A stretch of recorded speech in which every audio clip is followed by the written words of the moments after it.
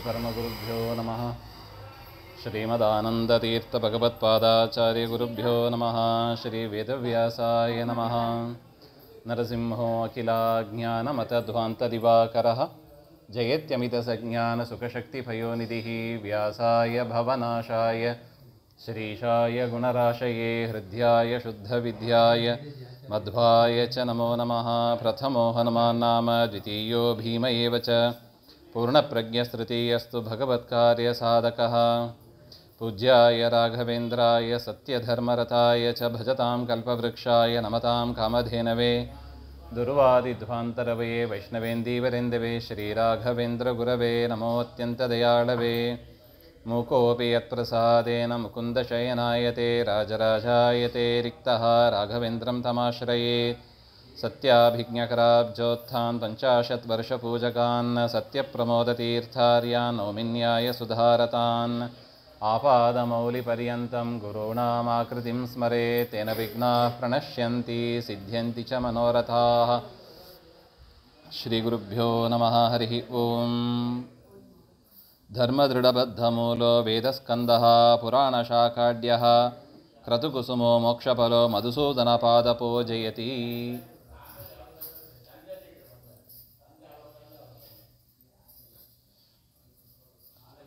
ಪರಮ ಪವಿತ್ರವಾದ ಭಾದ್ರಪದ ಮಾಸ ಕೃಷ್ಣ ಪಕ್ಷ, ಎಲ್ಲರ ಮನೆಯಲ್ಲೂ ಕೂಡ ಶ್ರೇಷ್ಠವಾದ ಪಿತೃಯಜ್ಞ ನಡೆಯುವ ಒಂದು ಕಾಲ ಇದು.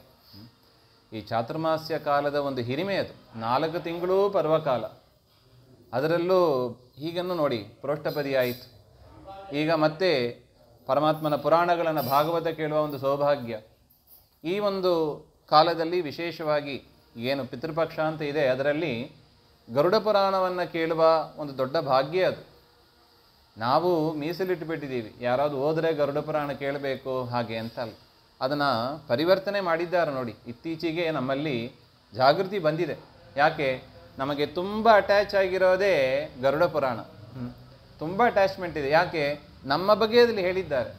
ಎಷ್ಟು ಪಾಪಗಳನ್ನು ಮಾಡಿದ್ದೀವಿ, ಎಷ್ಟು ಪಾಪಗಳಾದರೆ ಏನಾಗುತ್ತದೆ, ಈ ಮಾನವ ಜನ್ಮದ ಮಹತ್ವ ಏನು, ಎಲ್ಲವನ್ನೂ ತಿಳಿಸಿಕೊಡುವ ಒಂದು ಅಪರೂಪದ ಪುರಾಣ ಆಗಿದೆ. ಇದಾದ ಮೇಲೆ ನವರಾತ್ರಿಯಲ್ಲಿ ಶ್ರೀನಿವಾಸ ಕಲ್ಯಾಣ, ಭವಿಷ್ಯೋತ್ತರ ಪುರಾಣ ಕೇಳುವ ಭಾಗ್ಯ. ಭಾಗವತ ಆಯಿತು, ಗರುಡ ಪುರಾಣ ಆಯಿತು, ಭವಿಷ್ಯೋತ್ತರ ಪುರಾಣ ಕೇಳುವ ಒಂದು ಭಾಗ್ಯ. ಈ ರೀತಿಯಾಗಿ ಚಾತುರ್ಮಾಸ್ಯದಲ್ಲಿ ಪೂರ್ತಿ ಜ್ಞಾನ ಕಾರ್ಯ ನಡೀತಾ ಬರ್ತಾ ಇದೆ ನೋಡಿ. ಈ ರೀತಿಯಾಗಿ ಈ ಗರುಡ ಪುರಾಣದಲ್ಲಿ ಅದು ಕೇಳಬೇಕಾದ ವಿಚಾರ ಅದು ಪರಮಾತ್ಮ ಗರುಡ ದೇವರಿಗೆ ಮಾಡಿದ ಉಪದೇಶ. ಅದು ಪರಮಾತ್ಮ ಗರುಡ ದೇವರಿಗೆ ಯಾಕೆ ಉಪದೇಶ ಮಾಡಿದ ಹಾಗೆ ಅಂದರೆ, ಗರುಡ ದೇವರಿಗೆ ಗೊತ್ತಿಲ್ಲವಾ ಅಂದರೆ, ಗರುಡ ದೇವರಿಗೆ ಗೊತ್ತಿದೆ ಎಲ್ಲವೂ ಕೂಡ. ಆದರೂ ಕೂಡ ನಮ್ಮಂಥವರ ಮನುಷ್ಯರಿಗೆ ಈ ಒಂದು ಎಚ್ಚರ ಇರಬೇಕು ಹಾಗೆ ಅಂತ ನೋಡಿ. ನಮ್ಮಲ್ಲಿ LKGಗೆ ಸೇರಿಸ್ತೀವಿ ಮಕ್ಕಳನ್ನು. ಯಾತಕ್ಕೆ? ನಮ್ಮದು ಯಾವತ್ತೂ ಏನಿದೆ, ನಾಳೆ ಏನು ಎಂಬ ಒಂದು ವಿಚಾರ ಇದೆ ನೋಡಿ. ಅದರಿಂದಲೇ ಇವತ್ತು ಮಕ್ಕಳನ್ನು ಎಲ್ಲಿ ಸೇರಿಸ್ತೀವಿ? LKGಯಲ್ಲಿ ಸೇರಿಸ್ತೀವಿ. ಯಾಕೆ? LKGಯಿಂದ UKGಯಿಂದ 10ನೇ ಕ್ಲಾಸು, 10ನೇ ಕ್ಲಾಸಿಂದ ಡಿಗ್ರಿಯಿಂದ ಅವನು ಕೆಲಸಕ್ಕೆ ಹೋಗಬೇಕು, ದುಡ್ಡು ಮಾಡಬೇಕಷ್ಟೆ. ಅದರಿಂದ LKGಗೆ ಯಾಕೆ ಸೇರಿಸ್ತೀವಿ? ನಾಳೆ ದುಡ್ಡು ಸಂಪಾದನೆ ಮಾಡಬೇಕು. ಇದು ಮನುಷ್ಯರಲ್ಲಿ ಇರತಕ್ಕ ಬುದ್ಧಿವಂತಿಕೆ ಇದು. ಯಾಕೆ? ನಾಳೆ ಏನು ಎಂಬ ಒಂದು ವಿವೇಕ ಸಣ್ಣ ಮಕ್ಕಳಿಗೆ ಇರೋದಿಲ್ಲ. ಯಾರಿಗೆ ಇರುತ್ತದೆ? ತಂದೆ ತಾಯಿಯರಿಗೆ ಇರುತ್ತದೆ. ಅದರಿಂದ ಏನು ಮಾಡ್ತಾರೆ? ನೋಡಪ್ಪ ಮಗು, ನಿನಗೆ ಇದರ ಬೆಲೆ ಗೊತ್ತಿಲ್ಲ, ವಿದ್ಯೆಯ ಶಾಲೆಯ ಬೆಲೆ ಗೊತ್ತಿಲ್ಲ. ನಾಳೆ ಅದು ಅಂದರೆ ವಿವೇಕ ಅಂತ ಕರಿತೀವಿ. ಯಾವುದು ಒಳ್ಳೆಯದು ಯಾವುದು ಕೆಟ್ಟದು ಮಕ್ಕಳಿಗೆ ಗೊತ್ತಾಗೋದಿಲ್ಲ. ಅದರಿಂದ ಏನು ಮಾಡ್ತೀವಿ? ಮಗು ಅಳುತ್ತದೆ, ನಾನು ಸ್ಕೂಲಿಗೆ ಹೋಗಲ್ಲ ಅಂತಲೇ ಹೇಳ್ತದೆ. ತಂದೆಯರು ಏನು ಮಾಡ್ತಾರೆ? ತಂದೆ ತಾಯಿಯಂದಿರು ಸ್ವಲ್ಪ ಬಲವಂತ ಮಾಡಿ ಸೇರಿಸ್ತಾರೆ. ಮಕ್ಕಳು ಅದು ಆರ್ಮೇಲೆ ಅಡ್ಜಸ್ಟ್ ಆಗಿಬಿಡ್ತಾರೆ. ಅಲ್ಲೇ ಇರ್ತೀವಿ ಅಂತ ಹೇಳ್ತದೆ. ಆ ಥರ ಅಡ್ಜಸ್ಟ್ ಆಗಿಬಿಡ್ತಾರೆ ಅವರು. ಅದರಿಂದ ತಂದೆ ತಾಯಿಯರಾದವರು ನಾವೇನು ಮಾಡಬೇಕು? ಅಷ್ಟಕ್ಕೇ ನಿಲ್ಲಬಾರ್ದಂತೆ. ಹಣ ಕಾಸು ಅವೆಲ್ಲ ಎಂಥದ್ದು? ಅನಿತ್ಯ ಅಂದರೆ ಬರ್ತದೆ ಹೋಗ್ತದೆ. ಮತ್ತು ನಮ್ಮದು ಗುರಿ ಎಲ್ಲಿರಬೇಕು ಹಾಗೆ ಅಂದರೆ, ನೋಡಿ, ಕೆಲಸಕ್ಕೆ ಶುರು ಮಾಡಿದ್ದೀವಿ, ಆಮೇಲೆ ಏನಾಗ್ತದೆ? ರಿಟೈರ್ಮೆಂಟ್ ಆಗ್ತದೆ. ರಿಟೈರ್ಮೆಂಟಿಗಾಗಿ ರಿಟೈರ್ಮೆಂಟ್ ಫಂಡ್ ಅಂತ ಒಂದು ಇನ್ವೆಸ್ಟ್ ಮಾಡಿ ಇಟ್ಟಿರ್ತೀವಿ. ಹೆಲ್ತ್ ಇನ್ಶೂರೆನ್ಸ್ ತೆಗೆದಿಟ್ಕೊಂಡಿದ್ದೀವಿ, ಟರ್ಮ್ ಇನ್ಶೂರೆನ್ಸ್ ತೆಗೆದಿಟ್ಕೊಂಡಿದ್ದೀವಿ. ಯಾಕೆ? ನಮ್ಮದು ಎಲ್ಲ ಥಿಂಕಿಂಗ್ ಹೇಗಿರುತ್ತದೆ? Futuristic thinking. ಅಂದರೆ ಏನು? ನಾಳೆ ಏನು ಮುಂದೆ ಏನು ಇದರದೇ ವಿಚಾರ. ರಿಟೈರ್ಮೆಂಟ್ ಆಗೋಯ್ತು, ರಿಟೈರ್ಮೆಂಟ್ ಫಂಡ್ ಬಂತು, ಮನೆಯಲ್ಲಿ ಮಜಾ ಮಾಡ್ತೀವಿ. ದೇವರು ಹೇಳ್ತಾನೆ, ಇನ್ನೂ ಸ್ವಲ್ಪ ಯೋಚನೆ ಮಾಡು, ಏನಾಗ್ತದೆ ನಿನಗೇನಾಗಬಹುದು. ನಾವು ಮಗುವಾಗಿದ್ದವರೇ, ಮಗುವಾಗಿದ್ದೀವಿ, ಯೌವನಾವಸ್ಥೆ ಬಂತು, ಜರ ಬಂತು, 60 ವರ್ಷ ಬಂತು, 80 ವರ್ಷ ಬಂತು, ಮುಂದೆ ಏನು? ಮುಂದೆ ಒಂದಿನ ಹೋಗಬೇಕು ಅಲ್ಲ. 80 ವರ್ಷ ತನಕ ನೀನು ಯೋಚನೆ ಮಾಡಿದೆಯಲ್ಲ, ದೇಹ ಬಿಟ್ಟ ಮೇಲೆ ಏನು ಅಂತ ಯೋಚನೆ ಮಾಡಿದೀಯಾ ಅಂತ ದೇವರು ಕೇಳ್ತಾನೆ. ಹೌದು, ಇವತ್ತು ನಾಳೆ ಅಂತ ನಾವು ಚಿಂತನೆ ಮಾಡುವವರು, ಮುಂದೆ ಏನು ಅಂತ ಚಿಂತನೆ ಮಾಡುವವರು, ದೇಹ ಬಿಟ್ಟ ಮೇಲೆ ಎಲ್ಲಿ ಹೋಗ್ತೀಯಾ, ಏನಾಗ್ತೀಯಾ, ಅದರ ಬಗ್ಗೆ ಯಾವಾಗ ಯೋಚನೆ ಮಾಡೋದು? ದೇಹ ಬಿಟ್ಟ ಮೇಲೆ ಯೋಚನೆ ಮಾಡಲಿಕ್ಕಾಗ್ತದಾ? ಆಗೋದಿಲ್ಲ. ರಿಟೈರ್ಮೆಂಟ್ ಆಗಬೇಕು ಅಂತ 30-40 ವಯಸ್ಸಿನಲ್ಲೇ ನಾವು ಫಂಡಿಂಗ್ ಸೇರಿಸ್ತೀವಿ. ಮಗು ದೊಡ್ಡವನಾಗಿ ಸಂಪಾದನೆ ಮಾಡಬೇಕು ಅಂತ LKGಯಲ್ಲೇ ನಾವು ಪಾಠಕ್ಕೆ ಹಾಕ್ತೀವಿ. ಫ್ಯೂಚರಿಸ್ಟಿಕ್ ಥಿಂಕಿಂಗೇ ನಮ್ಮದು. ಆದರೆ ನಾವೇನು ಮಾಡಿಬಿಡ್ತೀವಿ, ಅಲ್ಲಿಗೆ ಕಟ್ ಮಾಡಿಬಿಡ್ತೀವಿ. 80 ವರ್ಷ 100 ವರ್ಷ ನಾನು ಬದುಕಿದರೆ ಸಾಕು, ಮುಂದಿನದ್ದು ಯಾರು ಏನು ಯೋಚನೆ ಮಾಡೋದಿಲ್ಲ, ನಾವು ಕೂಡ ಮಾಡಬೇಕಾದಿಲ್ಲ ಅಂತ ನಾವು ಬಿಟ್ಟು ಬಿಡ್ತೀವಿ. ಹಂಗಾಗಬಾರ್ದಂತೆ. ಏನು ಮಾಡಬೇಕು, ಮುಂದೆ ಏನಾಗಬೇಕು ಅಂತ ಆ ವಿಚಾರವನ್ನು ತಿಳಿಸಿಕೊಡೋದೇ ಈ ಗರುಡ ಪುರಾಣ. ಹಾಗೆ ಅಂತ ಹೇಳ್ತಾರೆ. ಅದರಿಂದ ನಮಗೆ ತುಂಬ ಹೊಂದಾಣಿಕೆ ಆಗಿರುವ ಗ್ರಂಥ ಅಂದರೆ ಈ ಗರುಡ ಪುರಾಣ. ಯಾಕೆ? ಮುಂದೆ ಏನು ಅದನ್ನು ಮಾರ್ಗದರ್ಶನ ಮಾಡಿಕೊಡೋದು, ಬೆಟರ್ ಇನ್ವೆಸ್ಟ್ಮೆಂಟ್ ಮಾಡೋದಕ್ಕೆ ತುಂಬ ಅನುಕೂಲವಾಗಿರುವ ಗ್ರಂಥ ಅಂದರೆ ನಮಗೆ ಗರುಡ ಪುರಾಣ. ಅದರಿಂದ ಅದನ್ನು ಪ್ರತಿ ದಿವಸ ಕೇಳಬೇಕು, ವರ್ಷಕ್ಕೆ 1 ಬಾರಿ ಆದರೆ ಅದನ್ನು ಸಂಪೂರ್ಣ ನಾವು ಕೇಳಬೇಕು. ಹಾಗೆ ಅಂತ ನೋಡಿ. ಈ ಪರಮಾತ್ಮನೇ ನಮಗೆ ಅನುಗ್ರಹ ಮಾಡೋದು. ಇಹ ಪರ ಗತಿ ನೀನೇ ಇಂದಿರಾ ರಮಣ ಅಂತ ಹೇಳ್ತಾರೆ ನೋಡಿ. ಇಹಲೋಕದಲ್ಲಿ ನಮಗೆ ಅನುಗ್ರಹ ಮಾಡುವವನು ದೇವರೇ, ಪರಲೋಕದಲ್ಲೂ. ಅದರಿಂದ ದೇಹ ಬಿಟ್ಟ ಮೇಲೂ ಕೂಡ ನಮಗೆ ಅನುಗ್ರಹ ಮಾಡುವವ ಯಾರು? ಪರಮಾತ್ಮನೇ. ಅದರಿಂದ ಯಾರು ತಂದೆ ತಾಯಿಗಳು, ಮಕ್ಕಳು, ಹೆಂಡತಿ ಮಕ್ಕಳು, ಮನೆ, ಸೈಟು ಯಾವುದು ಬರೋದಿಲ್ಲ. ಎಲ್ಲ ಈ ದೇಹಕ್ಕೆ ಸಂಬಂಧಪಟ್ಟದ್ದಷ್ಟೇ. ದೇಹ ಬಿಟ್ಟಿವಿ, ದಾಸರಿ ಚಂದ ಹೇಳ್ತಾರೆ ನೋಡಿ. ಎಷ್ಟು ದಿವಸ ಈ ರಕ್ಷಣೆ ಮಾಡಿ ಬೆಳೆಸಿದ್ದು ಈ ಶರೀರವನ್ನು, ಹಿತ್ತಲ ಕಸಕ್ಕಿಂತ ಹತ್ತತ್ತ ಅಂತಾರೆ ಈ ಶರೀರ. ಹಿತ್ತಲ ಕಸ ಎಷ್ಟು ದಿವಸ ಇಟ್ಟಿರ್ತೀವಿ, ಮಾರನೇ ದಿವಸ ಬಂದು ತೆಗೆದುಕೊಂಡು ಹೋಗ್ತಾರೆ, ಹೌದಲ್ಲ? ಆದರೆ ಈ ಕಸವನ್ನು ದೇಹ ಬಿಟ್ಟ ಮೇಲೆ 3 ತಾಸು ಅದ ಮೇಲೆ ಈ ದೇಹವನ್ನು ಇಲ್ಲಿ ಇಟ್ಟಿರಬೇಡಿ ಅಂತಾರೆ. ಅದರಿಂದ ಅಂತಹ ಶರೀರದಿಂದ ಬಂದ ಒಂದು ಸಂಬಂಧ ಯಾರು?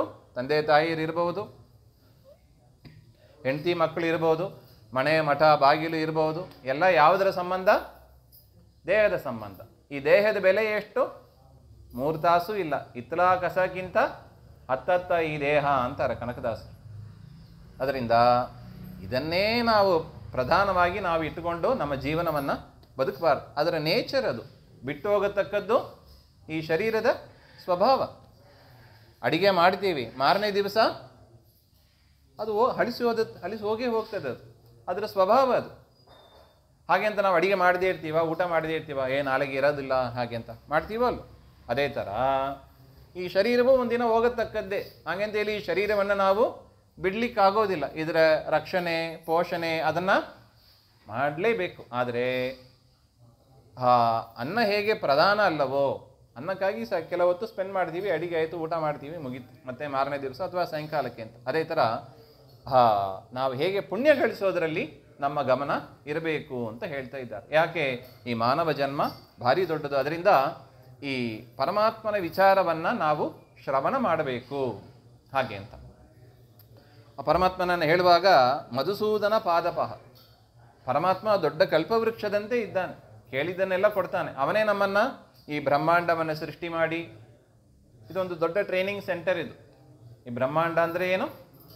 ಇದೊಂದು ದೊಡ್ಡ ಟ್ರೈನಿಂಗ್ ಸೆಂಟರ್. ನಮ್ಮನ್ನೆಲ್ಲ ಅಲ್ಲಿ ಕಳಿಸಿದ್ದಾನೆ. ಯಾತಕ್ಕೆ?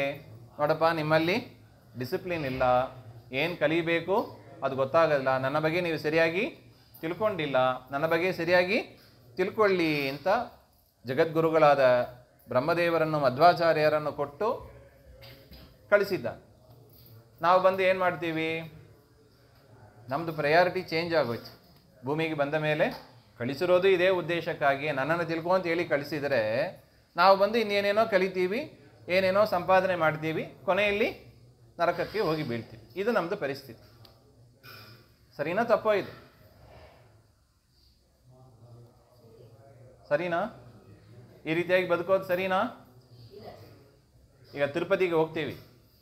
ತಿರುಪತಿಗೆ ಹೋಗೋದು ಯಾತಕ್ಕೆ? ತಿಮ್ಮಪ್ಪನ ದರ್ಶನಕ್ಕೆ. ಅಲ್ಲಿ ಹೋಗಿಬಿಟ್ಟು ಹೋಟೆಲ್ ಚೆನ್ನಾಗಿದೆ, ಬೆಟ್ಟ ಚೆನ್ನಾಗಿದೆ, ಅಟ್ಟೆ ನೋಡ್ಕೊಂಬಂದರೆ ಸರಿನಾ ಅದು? ಸರಿಯಲ್ಲ. ತಿರುಪತಿಗೆ ಹೋಗೋದು ಶ್ರೀನಿವಾಸನ ದರ್ಶನಕ್ಕೆ. ಅದೇ ರೀತಿಯಾಗಿ ಭೂಮಿಗೆ ಬಂದಿರೋದು ಶ್ರೀನಿವಾಸನ ದರ್ಶನಕ್ಕೆ ಬಂದಿರೋದು. ಇಲ್ಲಿ ಹೃದಯದಲ್ಲಿ ಇರುವ ಶ್ರೀನಿವಾಸನನ್ನು ಕಾಣಬೇಕು, ಅದಕ್ಕಾಗಿ ಬಂದಿರೋದು. ಆ ಮಾರ್ಗನೇ ನಾವು ತಪ್ಪಿ ಹೋಗಿದ್ದೀವಿ. ನಾವು ಬಂದು ಇಲ್ಲಿ ಬಂದು ಲಕ್ಷ್ಮಿ ಅಂತ ಲಕ್ಷ್ಮಿಯನ್ನು ಕೊಂಡಾಡ್ತಾ ಇದ್ದೀವಿ. ಲಕ್ಷ್ಮಿ ಬೇಕು, ನಾರಾಯಣ ಬೇಕು. ಲಕ್ಷ್ಮೀ ನಾರಾಯಣ ಇಬ್ಬರು ಒಟ್ಟಿಗೆ ಬೇಕು. ದುಡ್ಡು ಬೇಡ ಅಂತ ಅರ್ಥ ಇಲ್ಲ, ಶರೀರ ಬೇಡ ಅಂತ ಅರ್ಥ ಇಲ್ಲ. ಶರೀರ ಬೇಕು, ದುಡ್ಡು ಬೇಕು, ಆದರೆ ಅದಕ್ಕಿಂತ ಮುಖ್ಯ ನಾರಾಯಣ ಬೇಕು. ಹಾಗೆ ಅಂತ. ಯಾಕೆ? ಲಕ್ಷ್ಮಿಗೂ ಪತಿಯಾದವ ನಾರಾಯಣ. ಲಕ್ಷ್ಮಿಯೂ ಬೇಕು, ನಾರಾಯಣನೂ ಬೇಕು. ಶ್ರೀಹಿ ಯತ್ಕಟಾಕ್ಷ ಬಲವತಿ ಅಜಿತಂ ನಮಾಮಿ.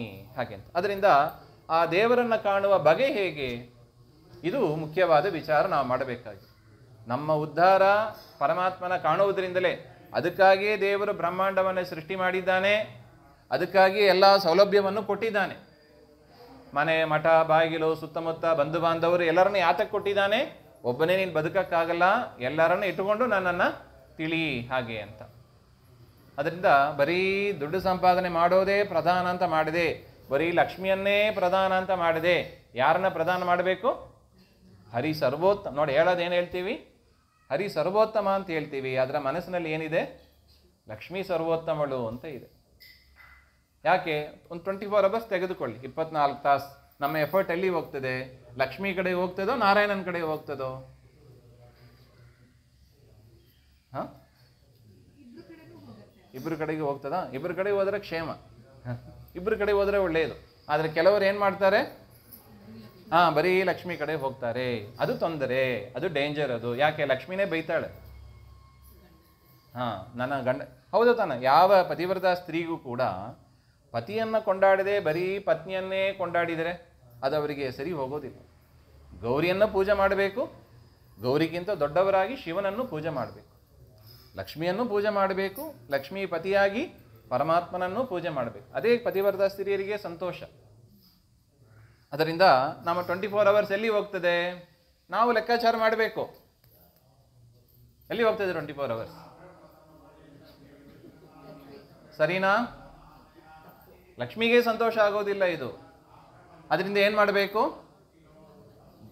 ಸ್ವಲ್ಪ ಹೊತ್ತಾದರೂ ಮಧ್ವಶಾಸ್ತ್ರವ ಪೊಂದು ಭವವೇ ನಿರ್ಲೇಪ ಅಂತಾರೆ ವಿಜಯದಾಸ್. ಸ್ವಲ್ಪ ಕಾಲ ಆದರೂ ದಿವಸದಲ್ಲಿ ಯಾರಿಗೆ ಮೀಸಲಿಡಬೇಕು? ಪರಮಾತ್ಮನ ಕುರಿತಾದ ಕಥೆಯನ್ನು ಕೇಳೋದಕ್ಕೆ ಮೀಸಲಿಡಬೇಕು. ನಾವು ಕೇಳ್ಬೋದು, ಅಲ್ಲರಿ ಯಾರೀ ಹೇಳ್ತಾರೆ ನಮಗೆ? ನಮ್ಮ ಮುಖ ನೋಡಿದರೆ ಯಾರಾவது ಹೇಳ್ತಾರಾ ಅಂತ ಯೋಚನೆ ಮಾಡಬೇಡಿ. ನಿಮಗೇನಾದ್ರು ಬೇಕಂದ್ರೆ ಕೇಳಿ, ನಾವೇ ಪಾಠ ಮಾಡ್ತೀವಿ, ಪಾಠ ಹೇಳ್ತೀವಿ. ಗುರುಗಳ ಅನುಗ್ರಹ ಅದು. 2 ಅಕ್ಷರ ದೇವರನ್ನು ಕೊಟ್ಟಿದ್ದಾನೆ. ಇದ್ದವರು ಪುಣ್ಯಾತ್ಮರು ಇದ್ದಾರೆ, ಇವ್ರ ಮುಖಾಂತರ ಕೇಳಿ. ಇಲ್ಲ, ಯಾರು ಇಲ್ಲ ಅಂದರೆ ಫೋನ್ ಮಾಡಿ, ಆನ್ಲೈನಲ್ಲೇ ಮಾಡೋಣ. ಏನೂ ಆಯಾಸ ಇಲ್ಲ. ಒಟ್ಟು ಏನು ಮಾಡಬೇಕು? ಆ ಭಾಗವತ ಬಾಟಲ್ ನಾವು ಕುಡಿತಾ ಇರಬೇಕು. ದಿನಕ್ಕೆ ಸ್ವಲ್ಪ ಹೊತ್ತಾದರೂ ಮಧ್ವಶಾಸ್ತ್ರ ಕೇಳಬೇಕು. ಆಗ ನಮಗೆ ಕ್ಷೇಮ ಆಗ್ತದೆ. ಯಾಕೆ? ನಾವು ಫ್ಯೂಚರಿಸ್ಟಿಕ್ ಥಿಂಕಿಂಗ್, ದೇಹ ಬಿಟ್ಟ ಮೇಲೆ ಏನೋ ಎಂಬ ಒಂದು ಯೋಚನೆ ನಮಗಿರಬೇಕು ಅಂತ. ಅದರಿಂದ ಆ ಪರಮಾತ್ಮ ಕಲ್ಪವೃಕ್ಷನಾಗಿ ಇದ್ದಾನೆ, ಅವನನ್ನು ಆಶ್ರಯಿಸಬೇಕು ಅಂತ ಅವನು ಗರುಡದೇವರು ಪ್ರಶ್ನೆ ಮಾಡ್ತಾರೆ. ದೇಹ ಬಿಟ್ಟ ಮೇಲೆ ಏನೇನಾಗ್ತದೆ? ಯಾರು ಎಲ್ಲಿಗೆ ಹೋಗ್ತಾರೆ? ನಮಗೆ ದೇವಮಾರ್ಗವನ್ನು ಹೇಳಿದಿರಿ, ಯಮ ಮಾರ್ಗವನ್ನು ನಮಗೆ ತಿಳಿಸಿಕೊಡಿ ಅಂತ ಪ್ರಾರ್ಥನೆ ಮಾಡ್ತಾರೆ. ಅಲ್ಲಿ ಬರೋದೇ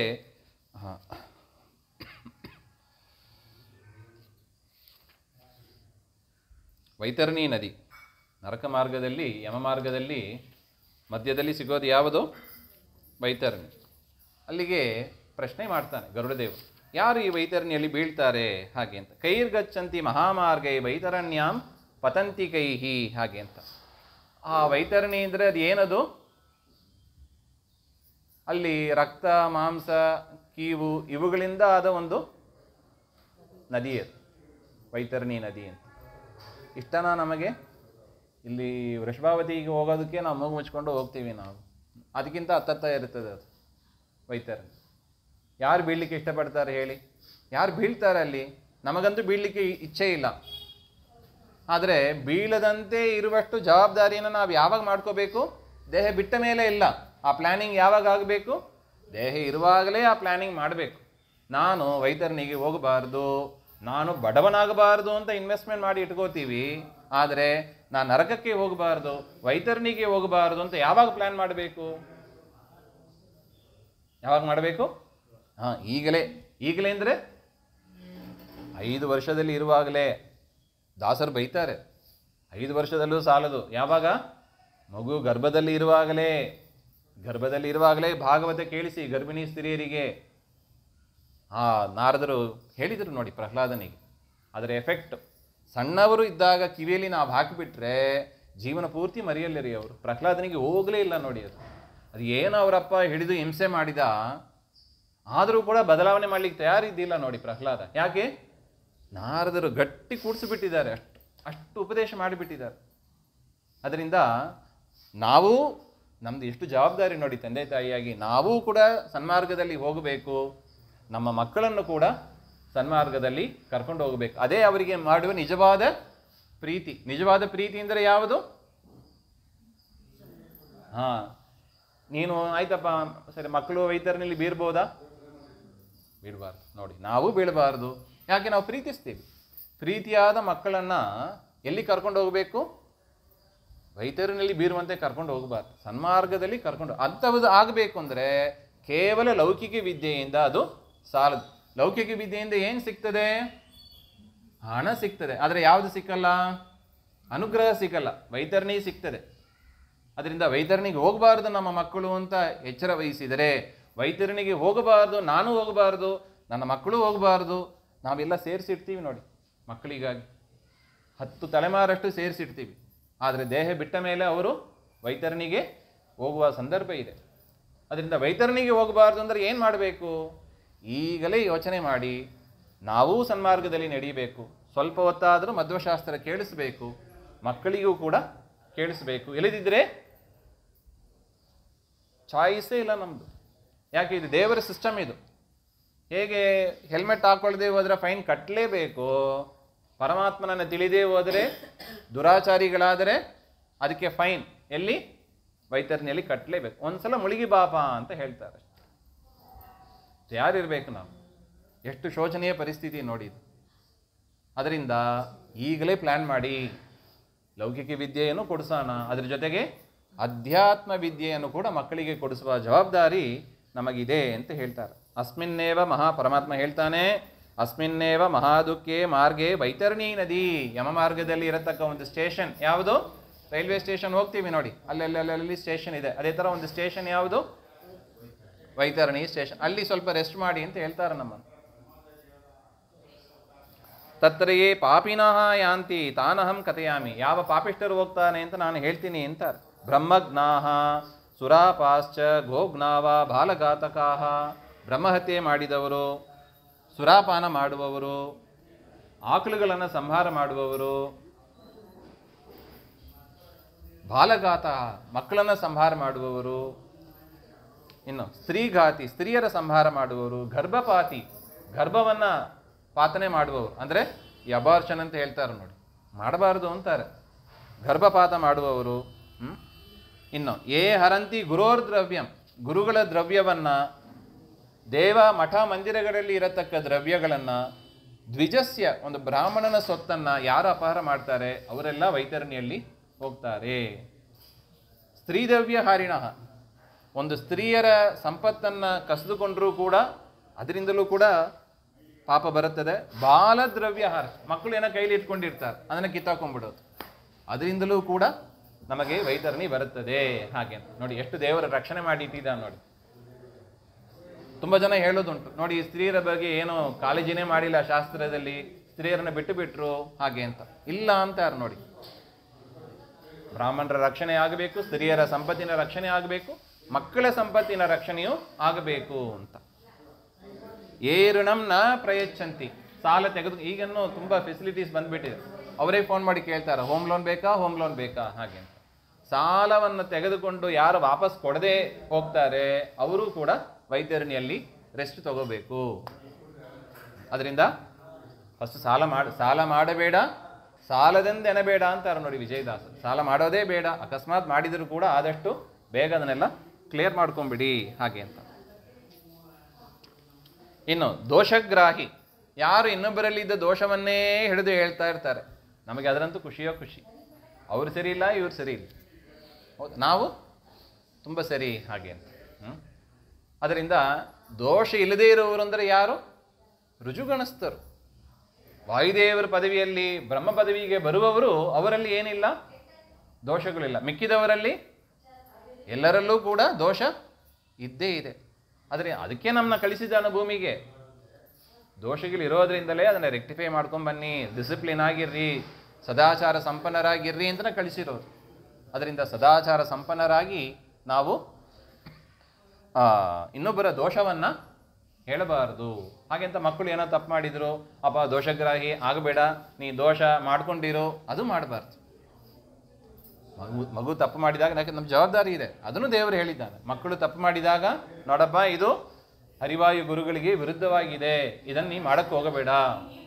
ಹೇಗೆ ಟ್ರಾಫಿಕ್ ರೂಲ್ಸ್ ವೈಲೇಟ್ ಮಾಡಿದರೆ ಹೇಳ್ತೀವಿ ಮಕ್ಕಳಿಗೆ, ಅದೇ ಥರ ಪರಮಾತ್ಮ ಹಾಕಿಕೊಟ್ಟ ರೂಲ್ಸ್ ಅದನ್ನು ನಾವು ಏಕಾದಶಿ ಮಾಡಬೇಕು, ತ್ರಿಕಾಲ ಸಂಧ್ಯಾ ವಂದನೆ ಮಾಡಬೇಕು, ಗೋಪಿ ಚಂದನ ಹಚ್ಕೋಬೇಕು, ದೇವರಾಗಿ ಕೊಟ್ಟ ರೂಲ್ಸ್, ಇದನ್ನು ಮೀರಲಿಕ್ಕೆ ನಮಗೆ ಅಧಿಕಾರನೇ ಇಲ್ಲ.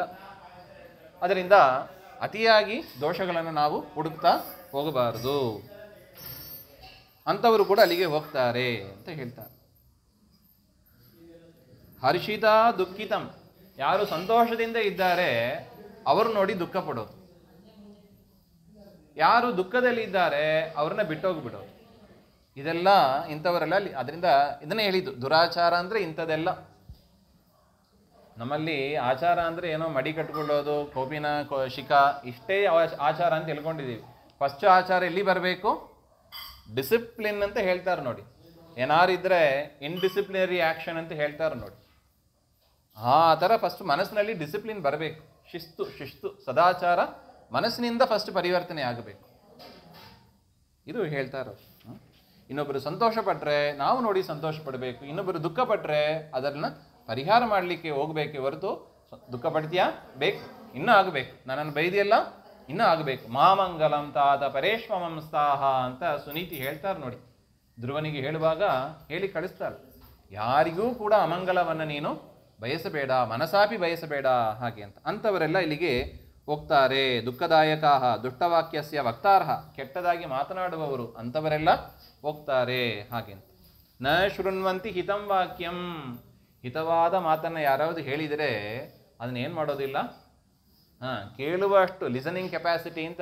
ಈಗೆಲ್ಲ ತುಂಬ ದುಡ್ಡು ಕೊಟ್ಟು ಟ್ರೈನಿಂಗ್ ಕೊಡ್ತಾ ಇದ್ದಾರೆ ಇದಕ್ಕೆ. ಲಿಸನಿಂಗ್ ಸ್ಕಿಲ್ಸ್ ಅಂತ ಅದಕ್ಕೊಂದು ಹೆಸರಿಟ್ಟಿದ್ದಾರೆ. ಲಿಸನಿಂಗ್ ಸ್ಕಿಲ್ಸ್ ಬೆಳೆಸಬೇಕು ಅಂತ ನೋಡಿ. ಗರುಡ ಪುರಾಣದಲ್ಲಿ ಎಷ್ಟು ಚಂದ ಹೇಳಿದ್ದಾರೆ ನೋಡಿ. ನ ಶೃಣ್ವಂತಿ ಹಿತಂ ವಾಕ್ಯಂ ಶಾಸ್ತ್ರವಾರ್ತಾಂ ಕದಾಪಿನ. ಪರಮಾತ್ಮ ಏನು ಹೇಳಿದ್ದಾನೆ, ಜಗತ್ತಿನ ತಂದೆ ನಮಗೆ ಹೇಗಿರಬೇಕು, ಹೇಗೆ ಬದುಕಬೇಕು, ಹುಟ್ಟಿದಾಗಿಂದ ಸಾಯುವ ತನಕ ಹೇಗಿರಬೇಕು, ದೊಡ್ಡ ಲಿಸ್ಟ್ ಮಾಡಿ ಕೊಟ್ಟಿದ್ದಾನೆ. ಯಾರು ಕೇಳಬೇಕು ಅದನ್ನು? ದೇವರೇ ಕೇಳಬೇಕಾ? ದೇವರಿಗಾಗಿಯೇ ಬರ್ಕೊಂಡದ್ದು ಅದು? ಅಥವಾ ಈ ಕಲ್ಲು ಗೋಡೆ ಇವರಿಗಾಗಿಯೇ ಬರೆದದ್ದು? ಜಡ ಪದಾರ್ಥಗಳಿಗಾಗಿಯೇ ಬರೆದದ್ದು ಶಾಸ್ತ್ರ ಯಾರಿಗೆ ಇರೋದು? ಮನುಷ್ಯರಿಗೆ ಇರೋದು.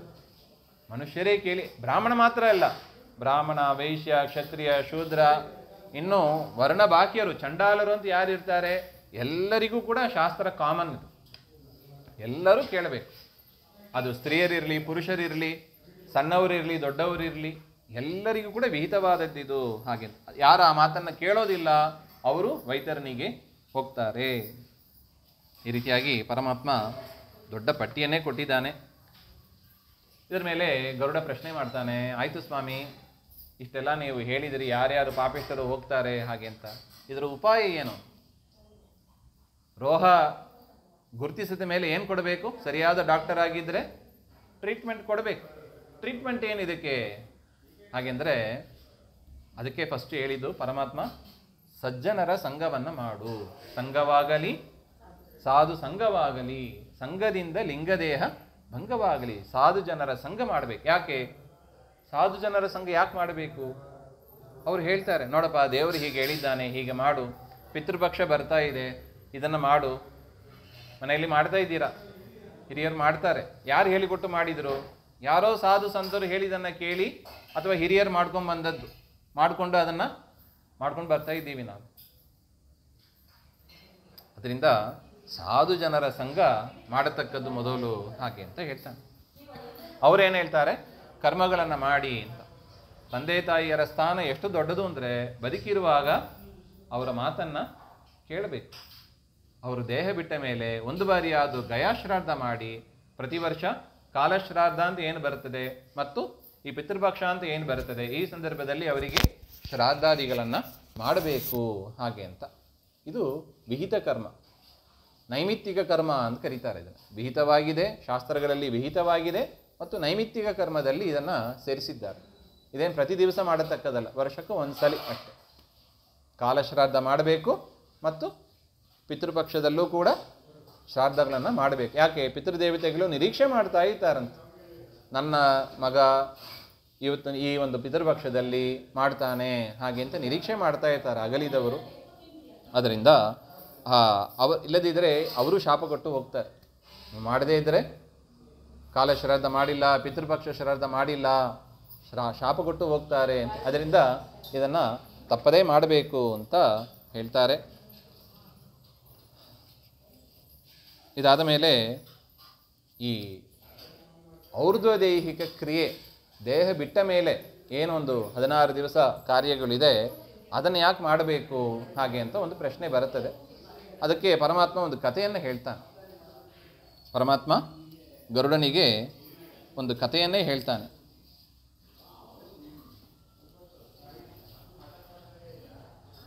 ಆ ಥರ ಕರ್ಮ ಮಾಡದೇ ಹೋದರೆ, ಆ ಔರ್ಧ್ವದೈಹಿಕ ಕ್ರಿಯೆಗಳನ್ನು ಮಾಡದೇ ಹೋದರೆ ಏನಾಗ್ತದೆ ಹಾಗೆಂದರೆ ಪ್ರೇತನಾಗಿ ಬರ್ತಾನೆ ಅಂತ ಹೇಳ್ತಾರೆ. ಏನು? ಪ್ರೇತ ಅಂದರೆ ಏನು? ಗಾಳಿಯ ಶರೀರ ಅಂತ ಅರ್ಥ. ಪ್ರೇತ ಅಂದರೆ ಏನು? ಗಾಳಿಯ ಶರೀರ ಬರ್ತದೆ. ಅಂದರೆ ಅಲ್ಲಿ ಕುಡಿಯೋದಕ್ಕೆ ಬಾಯಿ ಇಲ್ಲ, ಅನ್ನ ಇದ್ದರೂ ಕೂಡ ತಿನ್ಲಿಕ್ಕಾಗೋದಿಲ್ಲ, ನೀರಿದ್ದರೂ ಕೂಡ ಕುಡಿಯೋಕ್ಕಾಗೋದಿಲ್ಲ ಅಂತ ವಾತ ಶರೀರ ಅಂತ ಕರೀತಾರೆ. ವಾತಮಯ ಶರೀರ ಅದು, ಗಾಳಿಯ ಶರೀರ. ಅದರಲ್ಲಿ ಅವರು ಇರ್ತಾರೆ ಹಾಗೆ ಅಂತ. ಅದು ಪರಿಹಾರ ಆಗೋದು ಹೇಗೆ ಹಾಗೆಂದರೆ, ಆ 16 ದಿವಸದ ಕಾರ್ಯ ಏನಿದೆ, ವೈಕುಂಠ ಸಮಾವರ್ತನೆ ಅಂತ ಏನು ಮಾಡ್ತಾರೆ, ವೈಕುಂಠ ಸಮಾರಾಧನೆ ಅಂತ ಏನು ಮಾಡ್ತಾರೆ, ಅಲ್ಲಿ ತನಕ ಮಾಡತಕ್ಕದ್ದು.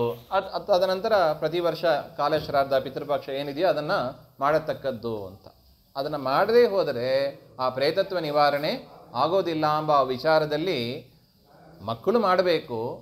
ಮಕ್ಕಳು ಮಾಡದೇ ಇದ್ದರೆ ಬೇರೆಯವರು ಮಾಡಿದರೂ ಕೂಡ ಅದರಿಂದ ಪ್ರೇತತ್ವ ನಿವಾರಣೆ ಆಗುತ್ತದೆ ಹಾಗೆಂತ. ಅದರಿಂದ ದೇವರು ಕೊಡುವ ಮೊದಲ ಅಲರ್ಟ್ ಏನು? ಸರಿಯಾಗಿ ನಿಮ್ಮ ಮಕ್ಕಳನ್ನು ನೀವು ಸದಾಚಾರದಲ್ಲಿ ಬೆಳೆಸದೇ ಹೋದರೆ ನಾಳೆ ಅವರು ಏನು ಮಾಡೋದಿಲ್ಲ, ದೇಹ ಬಿಟ್ಟ ಮೇಲೆ ಆ ಔರ್ಧ್ವದೈಹಿಕ ಕ್ರಿಯೆಯ ಶ್ರಾದ್ದಾದಿಗಳನ್ನು ಅವ್ರು ಯಾಕೆ ಮಾಡಬೇಕು?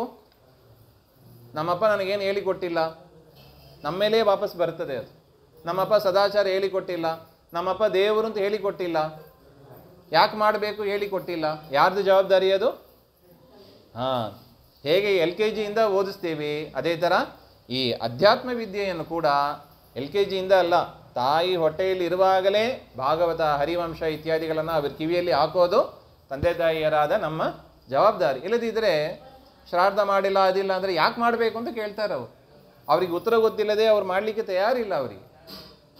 ಅದರಿಂದ ಕೊಡುವ ಜವಾಬ್ದಾರಿ, ಸರಿಯಾದ ಜ್ಞಾನವನ್ನು ಕೊಡುವ ಜವಾಬ್ದಾರಿ ನಮ್ಮದಾಗಿದೆ ಹಾಗೆ ಅಂತ ಪರಮಾತ್ಮ ಹೇಳ್ತಾನೆ. ಈ ವಿಚಾರದಲ್ಲಿ ಮಕ್ಕಳು ಬಿಡಿ, ಬೇರೆಯವರು ಔರ್ಧ್ವದೈಹಿಕ ಕ್ರಿಯೆ ಮಾಡಿದರೂ ಕೂಡ ಪ್ರೇತತ್ವ ನಿವಾರಣೆ ಆಗ್ತದೆ. ಅದಕ್ಕೆ ಒಂದು ಇತಿಹಾಸವನ್ನು ಹೇಳ್ತೇನೆ ಅಂತ. ಒಬ್ಬ ರಾಜ ಇದ್ದಂತೆ, ಬಬ್ರುವಾಹನ ಅಂತ ಹೆಸರು. ಈ ಅರ್ಜುನನ ಮಗ ಬಬ್ರುವಾಹನ ಅವನಲ್ಲ, ಇವನು ತ್ರೇತಾಯುಗದವ ಬಬ್ರುವಾಹನ ಅಂತ. ಅವನು ತ್ರೇತಾಯುಗದವ. ಅವನು ಸೈನ್ಯವನ್ನು ಕರ್ಕೊಂಡು ವನಕ್ಕೆ ಹೋಗ್ತಾನೆ. ಅಲ್ಲಿ ತುಂಬ ಯಾವುದೋ ಒಂದು ಮೃಗವನ್ನು ಬೇಟೆಯಾಡ್ತಾನೆ. ಬಾಣ ತಾಕಿತ್ತು, ಆದರೆ ಆ ಬಾಣ ಸಮೇತ ಆ ಪ್ರಾಣಿ ಓಡೋಯ್ತು, ಸಿಕ್ಕಲಿಲ್ಲ ಇವನಿಗೆ. ಹಿಡಿಬೇಕು ಅಂತ ಅದು ರಕ್ತ ಸೋರ್ತಾ ಹೋಯಿತು. ಆ ಮಾರ್ಗವನ್ನು ಹಿಡ್ಕೊಂಡು ಈ ರಾಜ ಹಿಂಬಾಲಿಸ್ತಾ ಇದ್ದಾನೆ. ಯಾವುದೋ ದೊಡ್ಡ ವನಕ್ಕೆ ಹೋಗ್ಬಿಟ್ಟ, ಕಾಡಿಗೆ ಹೋಗ್ಬಿಟ್ಟ. ಹೋಗ್ತಾನೆ, ತುಂಬ ಸುಸ್ತಾಯಿತು, ಬಾಯಾರಿಕೆ ಆಯಿತು. ಅಲ್ಲೇ ಒಂದು ಜಲಾಶಯ ಸಿಕ್ತು. ಅಲ್ಲೇ ಸ್ನಾನ ಮಾಡಿ ನೀರನ್ನು ಕುಡಿದು ಶ್ರಮ ಪರಿಹಾರ ಮಾಡಿ ಅಲ್ಲಿ ಒಂದು ವಟವೃಕ್ಷ ಇತ್ತು. ವಟವೃಕ್ಷದ ಕೆಳಗೆ ಸ್ವಲ್ಪ ಹೊತ್ತು ವಿಶ್ರಾಂತಿ ಮಾಡ್ತಾನೆ. ಆಗ ನೋಡ್ತಾನೆ ಆ ವಟವೃಕ್ಷದ ಮೇಲೆ ಒಂದು ಪ್ರೇತ ಇದೆ. ದೇವರ ಅನುಗ್ರಹ, ಪ್ರೇತಕ್ಕೆ ಮಾತನಾಡುವ ಶಕ್ತಿ ಬರುತ್ತದೆ ಆ ಸಂದರ್ಭದಲ್ಲಿ. ಸಾಮಾನ್ಯವಾಗಿ ಪ್ರೇತಕ್ಕೆ ಮಾತನಾಡುವ ಶಕ್ತಿಯೂ ಇರೋದಿಲ್ಲ. ಅದಕ್ಕೆ ಬೇರೆಯವರ ಶರೀರದಲ್ಲಿ ಪ್ರವೇಶ ಮಾಡಿ ಅವರನ್ನೇ ಹಿಂಸೆ ಪಡುತ್ತದೆ, ಬೇರೆಯವರಿಗೆ ಹಿಂಸೆ ಕೊಡುತ್ತದೆ. ಅದರಿಂದ ಆ ಮಾತನಾಡುವ ಶಕ್ತಿ ಬಂದು ಅದು ಹೇಳಿತ್ತಂತೆ. ಇವನಿಗೆ, ರಾಜನಿಗೆ ಆಶ್ಚರ್ಯ. ಅಲ್ಲ, ನೀನು ಯಾರು, ನಿನಗೆ ಯಾಕೆ ಪ್ರೇತತ್ವ ಬಂತು ಹಾಗೆಂತ ಕೇಳಿದರೆ ಆ ಪ್ರೇತ ತನ್ನ ಕಥೆಯನ್ನೇ ಹೇಳ್ತಂತೆ.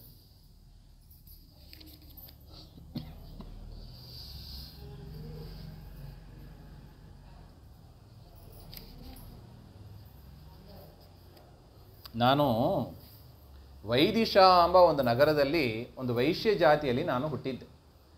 ನನ್ನ ಹೆಸರು ಸುದೇವ ಅಂತ ಹೆಸರು. ಹಿಂದಿನ ಜನ್ಮದಲ್ಲಿ ನಾನು ಸುದೇವ ವೈಶ್ಯ ಜಾತಿಯಲ್ಲಿ ಹುಟ್ಟಿದ್ದೆ. ಎಲ್ಲ ಕರ್ಮಗಳನ್ನು ಮಾಡಿದೆ ನಾನು. ಏನು? ಹವ್ಯೇನ ತರ್ಪಿತಾ ದೇವ, ಹೋಮ ಹವನ ಮಾಡಿ ದೇವತೆಗಳನ್ನು ಸಂತೋಷಪಡಿಸಿದೆ. ಇನ್ನು ಕವ್ಯೇನ ಪಿತರಸ್ತತ, ಪಿಂಡ ಪ್ರದಾನ ಮಾಡಿ ಪಿತೃಗಳನ್ನು ಸಂತೋಷಪಡಿಸಿದ್ದೆ ನಾನು. ನೋಡಿ, ಅದಕ್ಕೆ ಬ್ರಾಹ್ಮಣರಿಗೆ ಮಾತ್ರ ಸೀಮಿತ ಅಲ್ಲ ಇದು. ವೈಶ್ಯರು ಮಾಡಬೇಕು, ಎಲ್ಲರೂ ಮಾಡಬೇಕು ಅಂತ ಇದೆ ನೋಡಿ. ಎಲ್ಲರೂ ದೇವತಾರಾಧನೆ, ಪಿತೃಗಳ ಆರಾಧನೆ ಎಲ್ಲರೂ ಮಾಡಬೇಕು. ಈ ರೀತಿಯಾಗಿ ನಾನು ಮಾಡಿದೆ. ಆದರೂ ಕೂಡ ಮಮೈವ ಸಂತತಿ ನಾಸ್ತಿ, ನನಗೆ ಮಕ್ಕಳು ಇದ್ದಿಲ್ಲ, ಬಂಧು ಬಾಂಧವರು ಯಾರೂ ಇದ್ದಿಲ್ಲ. ಅದರಿಂದ ದೇಹ ಬಿಟ್ಟ ಮೇಲೆ ನನಗೆ ಅವ್ರದ್ದು ದೈಹಿಕ ಕ್ರಿಯೆ ಆಗಲಿಲ್ಲ. ಅದರಿಂದ ನಾನು ಸನ್ಮಾರ್ಗದಲ್ಲಿ ಇದ್ದರೂ ಕೂಡ ನನಗೆ ಪ್ರೇತತ್ವ ಬಂತು. ನೋಡಿ, ಮಕ್ಕಳು ಎಷ್ಟು ಅವಶ್ಯಕತೆ ನೋಡಿ. ಆ ಮಕ್ಕಳನ್ನು ಸನ್ಮಾರ್ಗದಲ್ಲಿ ಕರೆತರೋದು ಎಷ್ಟು ಅವಶ್ಯಕತೆ ನೋಡಿ. ಮಕ್ಕಳು ಇದ್ದರೂ ಮಾಡದೇ ಹೋದರೆ ಉಪಯೋಗ ಇಲ್ಲ. ವಿದೇಶದಲ್ಲಿ ಕೂತಿರ್ತಾರೆ ಕೆಲವರು, ತೊಂದರೆ ಆಗ್ತದೆ ನೋಡಿ, ಅವರಿಗೆ ತೊಂದರೆ ಆಗ್ತದೆ. ಅದರಿಂದ ಪ್ರೇತತ್ವಂ ಸುಸ್ಥಿರಂ, ಅದರಿಂದ ನನಗೆ ಈ ಪ್ರೇತತ್ವ ಸ್ಥಿರ ಆಯಿತು. ಅಂದರೆ ದೇಹ ಬಿಟ್ಟ ಮೇಲೆ ಪ್ರೇತತ್ವ ಎಲ್ಲರಿಗೂ ಬಂದೇ ಬರುತ್ತದೆ. ವಾತ ಶರೀರದಲ್ಲೇ ಇರ್ತಾರೆ. ಯಾವಾಗ ಈ ವೈಕುಂಠ ಸಮಾರಾಧನೆ ತನಕ ಆಗ್ತದೆ, ಆಗ ಅವರಿಗೆ ಪ್ರೇತತ್ವ ನಿವಾರಣೆ ಆಗ್ತದೆ. ದೇಹ ಬಿಟ್ಟ ಮೇಲೆ ನಮಗೆ ಇಮಿಡಿಯೇಟಾಗಿ ಬರೋ ಶರೀರ ಅಂದರೆ ಯಾವುದು? ಪ್ರೇತತ್ವನೇ ಬರೋದು. ನೋಡಿ, ಇದೆಲ್ಲ ಯಾವ ಸೈನ್ಸ್ ಹೇಳಿಕೊಡ್ತದೆ ನಮಗೆ? ನೀವು ಎಷ್ಟು ಸೈನ್ಸ್ ಓದಿದ್ರು, ಕಾಲೇಜಲ್ಲಿ ಓದಿದ್ರು ಕೂಡ ಈ ವಿಚಾರ ಬರೋದಿಲ್ಲ. ಯಾರ ಬಗ್ಗೆ ವಿಚಾರ ಇದು? ನಾವು ಮುಂದೆ ಏನಾಗ್ತೀವಿ ಎಂಬ ಒಂದು ವಿಚಾರ, ಅದನ್ನು ತಿಳ್ಕೋಬೇಕು ಅಂತ ಒಂದು ಆಸಕ್ತಿನೂ ನಮಗಿಲ್ಲ ನೋಡಿ. ಇದರಲ್ಲೇ 24 ತಾಸರಲ್ಲಿ ಇದರಲ್ಲೇ ಟೈಮ್ ಸ್ಪೆಂಡ್ ಮಾಡ್ತೀವಿ. ನಮ್ಮ ಬಗ್ಗೆ ತಿಳ್ಕೊಳ್ಳೋದಕ್ಕೆ ಸ್ಪೆಂಡ್ ಮಾಡೋದಿಲ್ಲ. ಯದ್ಯಪಿ ನಮಗೆ ದೇಹ ಬಿಟ್ಟ ಮೇಲೆ ಬರೋದೇ ವಾತ ಶರೀರ. ಆ ವಾತ ಶರೀರ ನಿವಾರಣೆ ಆಗಬೇಕು ಅಂದರೆ ಅವ್ರದ್ದು ದೈಹಿಕ ಕ್ರಿಯೆ, ಆ 13 ದಿವಸ ಕಾರ್ಯ ಮಗನಾದವ ಮಾಡಬೇಕು. ಯಾರು ಮಾಡಿಲ್ಲ. ಅದರಿಂದ ನನಗೆ ಈ ದೇಹ ಏನಾಯಿತು? ಸ್ಥಿರವಾಗೋಯ್ತು. ಈ ದೇಹದಲ್ಲೇ ಇರಬೇಕಾದ ಪ್ರಸಂಗ ಬಂತು ಹಾಗೆ ಅಂತ. ನನಗೆ ಭಾರಿ ದುಃಖ ಆಗ್ತಾಯಿತ್ತು. ಹಸಿವಾಗ್ತಾ ಇರುತ್ತದೆ, ಬಾಯಾರಿಕೆ ಆಗ್ತಾ ಇರ್ತದೆ, ಊಟ ಮಾಡಲಿಕ್ಕೆ ಆಗೋದಿಲ್ಲ, ನೀರು ಕುಡಿಯೋಕ್ಕೆ ಆಗೋದಿಲ್ಲ. ಏನು ಮಾಡಬೇಕು? ನಾವಾಗಿದ್ದರೆ ಏನು, ಸ್ವಲ್ಪ ಆಲೋಚನೆ ಇಮ್ಯಾಜಿನ್ ಮಾಡ್ಕೊಳ್ಳಿ. ನಮಗೆ ವಾತ ಶರೀರ ಅಂತ ಇಟ್ಕೊಳ್ಳಿ. ಏನು ಮಾಡ್ತೀವಿ ನಾವು? ಒಂದೊತ್ತು ಊಟ ಬಿಟ್ಟರೆ, ಒಂದು ಏಕಾದಶಿ ಊಟ ಮಾಡಬೇಡಿ ಅಂದರೆ ಒದ್ದಾಡ್ತೀವಿ ನಾವು. ಊಟ ಹಾಕೋವ್ರೆ ಬಾಯಿ ಇದ್ರೆ ತಾನೇ ಊಟ ಮಾಡ್ತೀವಿ. ಬಾಯಿ ಕ್ಲೋಸ್, ಸರಿ. ವಾತ ಶರೀರನೂ ಬೇಡ, ಬಾಯಿಗೇನೋ ಅಂಟ್ಕೊಂಡಿದ್ದೀವಿ ಅಂತ ಇಟ್ಕೊಳ್ಳಿ. ಬಾಯಿ ತೆರೆಯೋಕ್ಕೆ ಆಗೋದಿಲ್ಲ. ಏನು ಮಾಡ್ತೀರಾ? ಇನ್ನೇನು ಡಾಕ್ಟರ್ ಹತ್ರ ಹೋಗ್ತೀವಿ ಅಂತ ಹೇಳ್ಬೋದಷ್ಟೆ. ಹೀಗೇ ವಿಚಾರ ಮಾಡ್ತೀವಿ ಹೊರತು ಬದಲಾವಣೆ ಹೇಗೆ ಆಗೋದು ಅಂತ ನೋಡೋದಿಲ್ಲ ನೋಡಿ. ಅದರಿಂದ ಮುಂದೆ ನಮಗೆ ಇಂಥ ಶರೀರ ಬರಲಿಕ್ಕಿದೆ, ಇಂಥ ಪರಿಸ್ಥಿತಿ ಇದೆ. ಅದರಿಂದ ಎಚ್ಚರದಿಂದ ಈಗಲೇ ನಾವು ಸನ್ಮಾರ್ಗದಲ್ಲಿ ನಡೆಯಬೇಕು ಹಾಗೆ ಅಂತ. ಅದರಿಂದ ನನಗೆ ಭಾರಿ ದುಃಖವನ್ನು ನಾನು ಅನುಭವಿಸ್ತಾ ಇದ್ದೆ. ಅದರಿಂದ ನನ್ನಲ್ಲಿ ಒಂದು ಮಣಿ ಇದೆ. ರಾಜ, ನನ್ನಲ್ಲಿ ಒಂದು ಮಣಿ ಇದೆ, ಈ ಮಣಿಯನ್ನು ನಿನಗೆ ಕೊಡ್ತೇನೆ, ಇದನ್ನ ಇಟ್ಕೊಂಡು ನನಗೆ ಔರ್ಧ್ವ ದೈಹಿಕ ಕ್ರಿಯೆಯನ್ನು ನೀನು ಮಾಡು ಹಾಗೆ. ಅಲ್ಲವೋ ಪುಣ್ಯಾತ್ಮ, ಮಕ್ಕಳು ಮಾಡಬೇಕು, ನಾನು ಮಾಡಿದರೆ ನಡೀತದ ಹಾಗೆ ಅಂದರೆ? ರಾಜ ಅಂದರೆ ಏನು? ಸರ್ವಬಂಧು. ರಾಜ ಅಂದರೆ ಏನು? ಮಕ್ಕಳು ಮಾಡ್ಬೋದು, ಮಕ್ಕಳು ಮಾಡಿಲ್ಲ ಅಂದರೆ ಬಂಧು ಬಾಂಧವರು ಮಾಡ್ಬೋದು, ಬಂಧು ಬಾಂಧವರು ಮಾಡಿಲ್ಲ ಅಂದರೆ ಆ ದೇಶದ ರಾಜ ಮಾಡಬೇಕಂತ ವ್ಯವಸ್ಥೆ ಮಾಡಬೇಕು ಹಾಗೆ ಅಂತ. ಈಗ ಈ ರಾಜನರೆಲ್ಲ ನಾವು ಕೇಳಲಿಕ್ಕೆ ಆಗೋದಿಲ್ಲ. ಅದರ ಕಲ್ಪನೆ ಇದೆಯಾ ಅವರಿಗೆ? ಗೋವಿಂದ, ದೇವರಂದ್ರೇ ಕಲ್ಪನೆ ಇಲ್ಲ ಅವರಿಗೆ. ಇನ್ನು ಇಂಥ ಧರ್ಮಗಳನ್ನು ಕರ್ಮಗಳನ್ನು ಮಾಡ್ತಾರೆ ಅವರು. ಎಷ್ಟು ಡೇಂಜರ್ಸ್ ಝೋನಲ್ಲಿ ನಾವು ಇದ್ದೀವಿ ನೋಡಿ. ನಾವು ಸೇಫ್ ಝೋನಲ್ಲಿ ಇಲ್ಲ, ಕಂಫರ್ಟ್ ಝೋನಲ್ಲಿ ಇಲ್ಲ, ನಾವಿರೋದು ಹೇಗೆ ಡೇಂಜರ್ ಝೋನಲ್ಲಿ ಇದ್ದೀವಿ. ನಾವು ಅರ್ಥನೇ ಮಾಡ್ಕೋತಾ ಇಲ್ಲ ಅದನ್ನು. ಅದರಿಂದ ಮಾಡಬೇಕು ಹಾಗೆ ಅಂತ ಹೇಳ್ತಾರೆ. ರಾಜನು ಕೂಡ ಏನು ಮಾಡಬೇಕು ಅಂತ ಹೇಳಿದಾಗ ಪ್ರೇತವೇ ಹೇಳ್ತಂತೆ. ನೋಡಿ, ಹಿಂದಿನ ಒಂದು ವೈಶ್ಯನಾಗಿ ಹುಟ್ಟಿ ಎಷ್ಟು ತಿಳ್ಕೊಂಡಿದ್ದಾರೆ ನೋಡಿ ಅವರು. ನೀನು ಅನೇಕ ದಾನಗಳನ್ನು ಮಾಡಬೇಕು, 13 ದಾನಗಳನ್ನು ಮಾಡಬೇಕು ಅಂತ. ಛತ್ರ ಮತ್ತು ಪಾದರಕ್ಷೆ, ವಸ್ತ್ರ, ಮುದ್ರಿಕಾ, ಕಮಂಡಲು, ಆಸನ, ಪಂಚಪಾತ್ರ ಇದನ್ನು ದಾನ ಮಾಡಬೇಕು. ಅದ ಮೇಲೆ ದಂಡ, ತಾಮ್ರಪಾತ್ರ, ಅಕ್ಕಿ, ಅನ್ನಾದಿಗಳು, ತುಪ್ಪ, ಯಜ್ಞೋಪವೀತ ಇದನ್ನೆಲ್ಲ ಸೇರಿ ದಾನ ಮಾಡಬೇಕು ಅಂತ. ದದ್ಯಾಚೈವ 13 ವಿಪ್ರೇಭ್ಯ, ಬ್ರಾಹ್ಮಣನಿಗೆ ಇದನ್ನೆಲ್ಲ ಕೊಟ್ಟು ದಾನ ಮಾಡು. ಶಯ್ಯಾದಾನವನ್ನು ಕೊಟ್ಟು ಘಟಂ ಪ್ರೇತಸ್ಯ, ಪ್ರೇತಘಟ ಅಂತ ಒಂದಿದೆ, ಆ ಪ್ರೇತಘಟವನ್ನು ಕೊಡಬೇಕಂತೆ. ಪ್ರೇತಘಟ ಕೊಟ್ಟರೆ ಏನಾಗ್ತದೆ, ಬ್ರಾಹ್ಮಣನಿಗೆ ದಾನ ಕೊಟ್ಟರೆ ಆ ಪ್ರೇತತ್ವ ಪರಿಹಾರ ಆಗ್ತದೆ ಅಂತ ನೋಡಿ. ಇದು ದೇವರಿಟ್ಟಿರುವ ಒಂದು ವ್ಯವಸ್ಥೆ, ಇದು ದೇವರ ಸಿಸ್ಟಮ್. ಇದು ನಾವು ಯಾಕೆ ಏನು ಎಂತ ಕೇಳಲಿಕ್ಕೆ ನಮಗೆ ಅಧಿಕಾರನೇ ಇಲ್ಲ. ದೇವರು ಹೇಳಿದ್ದಾನೆ, ನಮ್ಮ ಒಳ್ಳೆಯದಕ್ಕೆ ಹೇಳಿದ್ದಾನೆ. ನಮಗೆ ಒಳ್ಳೆಯದಾಗಬೇಕು ಹಾಗೆಂದರೆ, ನಮ್ಮ ಹಿರಿಯರಿಗೆ ಒಳ್ಳೆಯದಾಗಬೇಕು ಹಾಗೆಂದರೆ ನಾವಿದನ್ನು ಮಾಡಬೇಕು. ಪ್ರೇತಘಟ ಅದನ್ನು ಬಂಗಾರದಲ್ಲಿ ನಿರ್ಮಾಣ ಮಾಡಿ ಅದರೊಳಗೆ ತುಪ್ಪ ಇತ್ಯಾದಿಗಳನ್ನೆಲ್ಲ ಕೊಟ್ಟು ಲೋಕಪಾಲಕರನ್ನು ಆವಾಹನ ಮಾಡಿ, ಸುತ್ತಲೂ ಮಧ್ಯದಲ್ಲಿ ಲಕ್ಷ್ಮೀನಾರಾಯಣನ ಆವಾಹನ ಮಾಡಿ ಅಂತಹ ಪೂಜಿತವಾದ ಕಳಶವನ್ನು ಬ್ರಾಹ್ಮಣನಿಗೆ ಕೊಟ್ಟರೆ ಏನಾಗ್ತದೆ, ಪ್ರೇತತ್ವ ಪರಿಹಾರ ಆಗ್ತದೆ. ನೀನು ಈ ಥರ ಮಾಡು ಅಂತ ರಾಜನಿಗೆ ಹೇಳಿ ಆ ಮಣಿಯನ್ನು ಕೊಟ್ಟು ಆ ಸಂದರ್ಭದಲ್ಲಿ ಸೈನಿಕರೆಲ್ಲ ಬರ್ತಾರೆ ಆ ರಾಜನನ್ನು ಹುಡುಕೊಂಡು. ಆ ಪ್ರೇತವು ಕೂಡ ತಾವು ಮಾಡು ಅಂತ ಹೇಳಿ ಹೊಟ್ಟೋಯ್ತು ಅಲ್ಲಿಂದ. ರಾಜನು ಕೂಡ ಅರಮನೆಗೆ ಬಂದು ಆ ಪ್ರೇತ ಹೇಳಿದ ಪ್ರಕಾರ ಅದಕ್ಕೆ ಮಾಡ್ತಾನೆ. ಅದಕ್ಕೆ ಪ್ರೇತತ್ವ ನಿವಾರಣೆ ಆಯಿತು ಹಾಗೆ ಅಂತ. ಈ ಪ್ರೇತಘಟವನ್ನೇ ಕೊಟ್ಟು ಈ ರೀತಿಯಾಗಿ ಮಾಡಿದ ಹಾಗೆ ಅಂತ. ಈ ರೀತಿಯಾಗಿ ಯಾರೋ ಮಾಡಿದರೂ ಕೂಡ ಈ ಔರ್ಧ್ವದೈಹಿಕ ಕ್ರಿಯೆಗೆ ಹೇಗೆ ಒಂದು ಹೆಸರು ಗೋತ್ರ ಹೇಳಿ ಮಾಡಿದರೆ ಸಾಕು. ಮಾಡಿದರೆ ಅವರಿಗೆ ಆ ಪುಣ್ಯದಿಂದ ಅವರು ಆ ಪ್ರೇತತ್ವ ಶರೀರವನ್ನು ಬಿಟ್ಟು ಹೋಗ್ತಾರೆ. ಅದರಿಂದ ಮಕ್ಕಳಾದವರು ಮಾಡಿದರೆ ಪುಣ್ಯ ಬರುತ್ತದೆ ಅಂತ ಇನ್ನೇನು ಹೇಳೋದು ಹಾಗೆ ಅಂತ ಈ ಕಥೆಯನ್ನು ಪರಮಾತ್ಮ ಗರುಡದೇವರಿಗೆ ತಿಳಿಸ್ತಾನೆ.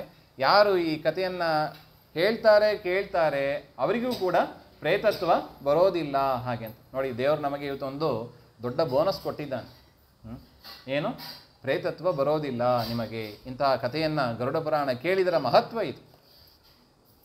ಇದಾದ ಮೇಲೆ ಮೋಕ್ಷವನ್ನು ಪಡೆಯುವ ಕ್ರಮ ಹೇಗೆ ಅಂತ ಕೊನೆಯಲ್ಲಿ ಹೇಳ್ತಾರೆ. ನಾನಾ ಯಾತನೆಗಳನ್ನೆಲ್ಲ ಹೇಳಿ ಮೋಕ್ಷ ಪಡೆಯುವ ಕ್ರಮ ಹೇಗೆ, ಇದರಿಂದ ಬಿಡುಗಡೆ ಆಗಬೇಕು ನಾನು ಹಾಗೆ ಅಂದರೆ ಅದಕ್ಕೆ ಪರಮಾತ್ಮ ಹೇಳ್ತಾನೆ, ಮೊದಲು ಶರೀರ ಅಂದರೆ ಏನು ಗೊತ್ತಾ, 84 ಲಕ್ಷ ಜೀವರಾಶಿಯನ್ನು ದಾಟಿ ಬಂದ ಈ ಶರೀರ ಹಾಗೆ ಅಂತ.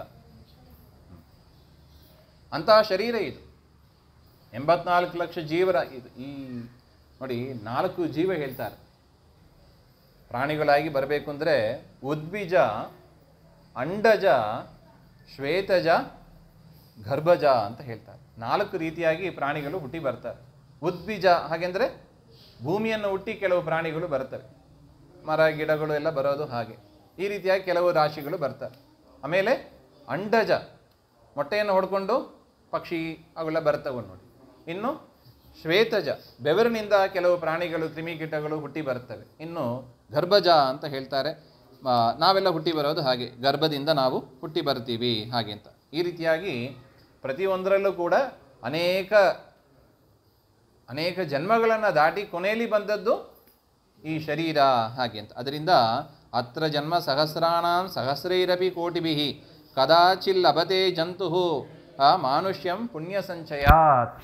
ಈ ಜನ್ಮ ಬಂದಿದೆ ಅಂದರೆ ಏನರ್ಥ, ಅನೇಕ ಪುಣ್ಯಗಳನ್ನು ಮಾಡಿ ಬಂದ ಶರೀರ ಇದು. ಅಷ್ಟು ಪುಕಟೆ ಬರೋದಿಲ್ಲ, ಈ ಮಾನವ ಜನ್ಮನೇ ಬರೋದಿಲ್ಲ, ಕ್ರಿಮಿಕೀಟವಾಗಿಯೇ ಹುಟ್ಟಬೇಕಾದ್ದು. ನಮಗೆ ಬಂದಿದೆಲ್ಲ ಹಾಗೆ ಅಂದರೆ ಏನರ್ಥ, ಅದು ಡೆಪಾಸಿಟ್, ಫಿಕ್ಸೆಡ್ ಡೆಪಾಸಿಟ್ ಮಾಡಿ ಮಾಡಿ ಮಾಡಿ ಪುಣ್ಯವನ್ನು ಡೆಪಾಸಿಟ್ ಮಾಡಿ ಬಂದ ಶರೀರ ಇದು. ಅದರಿಂದ ಯಾರೇ ಇರಲಿ, ಬ್ರಾಹ್ಮಣ, ಕ್ಷತ್ರಿಯ, ವೈಶ್ಯ, ಶೂದ್ರ ಅಂತ ಇರಲಿ, ಮಾನವ ಜನ್ಮ ಬರೋದೇ ದೊಡ್ಡದು ಅಂತಾರೆ. ಇದನ್ನು ಹಾನಿ ಮಾಡಲು ಬೇಡಿ, ಇದನ್ನು ವೇಸ್ಟ್ ಮಾಡ್ಕೋಬೇಡಿ ಹಾಗೆ ಅಂತ. ಬರೀ ದುಡ್ಡು ಅಂತ ಅದರ ಬೆನ್ನಿಂದೆ ಹೋದರೆ ತೊಂದರೆ ಆಗ್ತದೆ ಹಾಗೆ ಅಂತ.